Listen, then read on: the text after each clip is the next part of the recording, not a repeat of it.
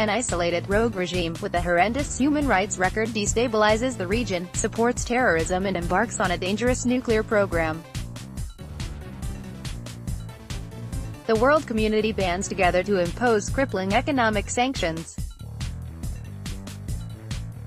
The regime finally relents and agrees to halt its nuclear ambitions in exchange for foreign investment, trade and recognition.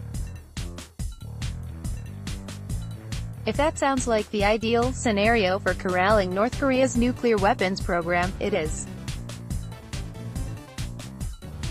And if you are looking for a successful template somewhere in the world, yes, there is one: Iran, which in 2015 agreed to suspend its nuclear program in exchange for sanctions relief. Donald Trump, the Nobel-worthy peacemaker in Korea. It's not so far-fetched. The Iran nuclear agreement could have provided the roadmap for the U.S. to strike a deal to end the conflict on the Korean peninsula, just before Donald Trump is set to meet Kim Jong-un in the first-ever face-to-face summit between the leaders of America and North Korea. The trouble is that Trump, making good on a campaign pledge, just ripped up the roadmap, and now he's driving blind, in the dark and seemingly without a compass, over the objections of America's European allies as well as Russia and China. He has tossed out the only working model for what a North Korea deal might look like.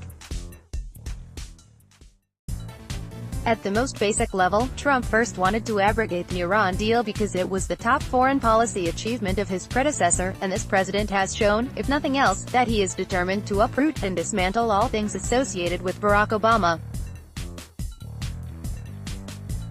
From healthcare to environmental regulations to the Trans-Pacific Partnership Trade Pact, if Obama backed it, it has to be bad. Thus, the Iran deal was not just flawed, it was horrible, rotten, and the worst deal in history. Second, the hawks, who have now seized control of the American foreign policy establishment backed by Israel's pro-war Prime Minister Benjamin Netanyahu, have long hated the Iran deal because it mandated only a 10 to 15-year moratorium on Iran's nuclear research and uranium enrichment. According to this view, Iran was only biding its time in rebuilding its economy while waiting patiently before it achieves a nuclear breakout in the next decade.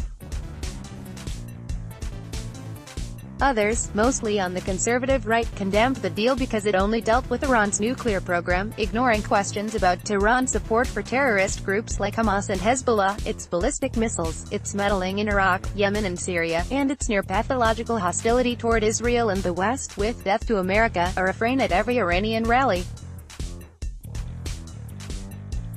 And finally, pro-war fringe figures such as John Bolton, the new national security advisor, who has rarely seen a country he didn't want to bomb, have one ultimate goal in mind: regime change. In this dystopian, Bolton-esque worldview, any deal with Iran is a bad deal because America's long-term endgame should be toppling the mullahs by force, spare the talks and start revving up the B-52s.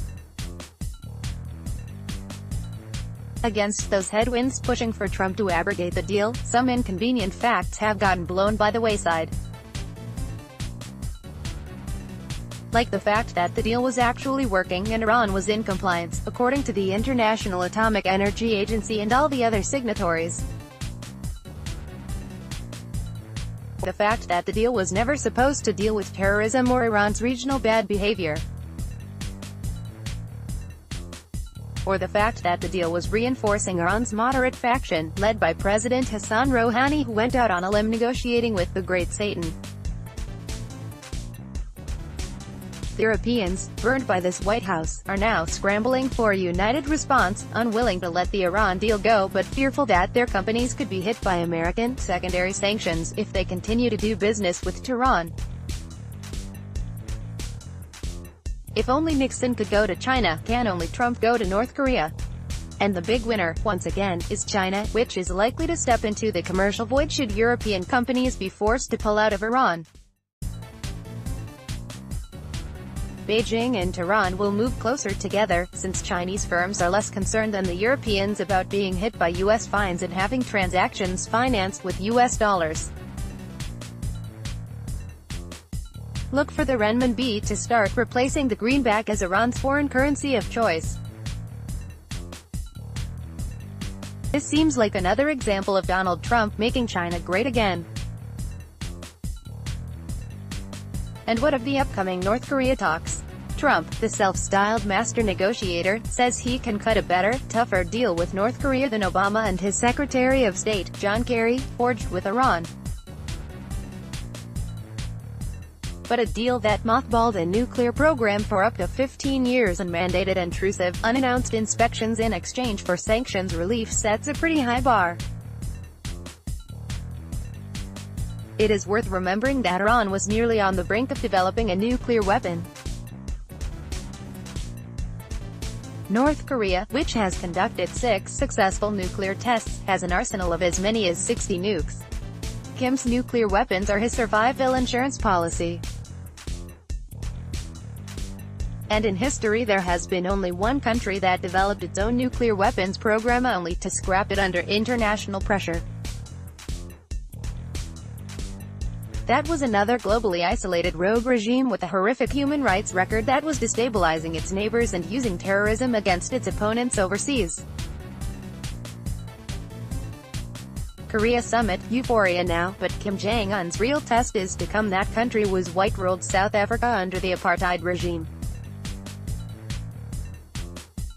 South Africa's white minority government voluntarily gave up its 6 nuclear weapons in 1989. The regime wanted to break free of an international economic embargo, but also in play was the end of the Cold War, which brought a halt to Soviet Union assistance to the Marxist states of Angola and Mozambique, and to communist-backed rebels in next-door Namibia. The Pretoria government felt more secure in its own neighborhood.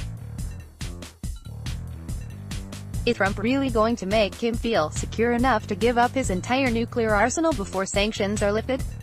Can Kim be assured that Trump and Bolton are not ultimately interested in regime change in Pyongyang? Will the Americans start moving the goalposts, first demanding denuclearization, then pushing to open the prison labor camps, and finally trying to force Kim to stop poisoning errant relatives and anti-regime activists overseas? A Nobel Peace Prize for U.S. President Donald Trump is the last thing the world needs. Even if Trump were able to strike a deal, can Kim rest assured that the U.S. would honor it in the future? Perhaps a new American president will get elected who calls Trump's North Korea agreement a horrible, one-sided deal that threw an economic lifeline to a brutal dictator.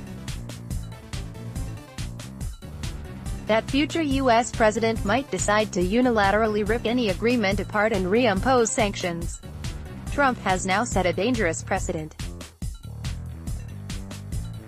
It may be one he comes to regret.